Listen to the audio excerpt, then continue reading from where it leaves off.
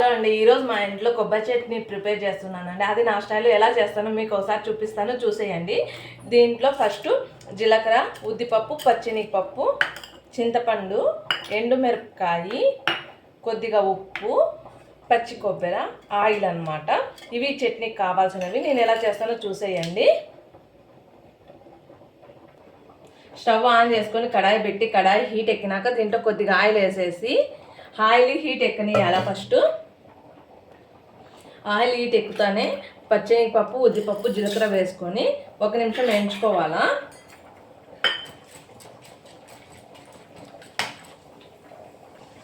ఇలా కొద్దిగా వేగిన తర్వాత ఎండుమిరపకాయ వేసుకొని ఎండుమిరపకాయ కూడా వేయించేసుకోవాలా. అవి కొద్దిగా రంగు మారిచ్చేయాలి.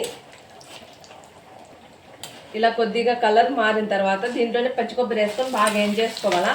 ఈ కొబ్బరి వచ్చి కొద్దిగా బ్రౌనిష్ వస్తే బాగుంటుంది అనమాట. అవి బాగా వేయించుకోవాలా.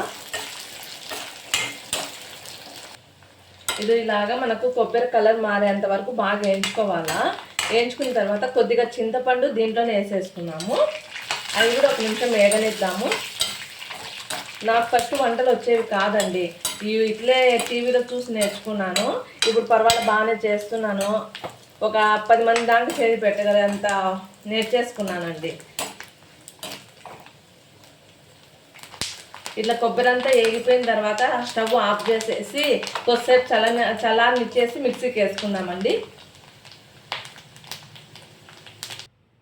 ఇలా మిక్సీ జార్లోకి ట్రాన్స్ఫర్ చేసేసుకొని దీంట్లో కొంచెము ఉప్పు వేసుకున్నాము.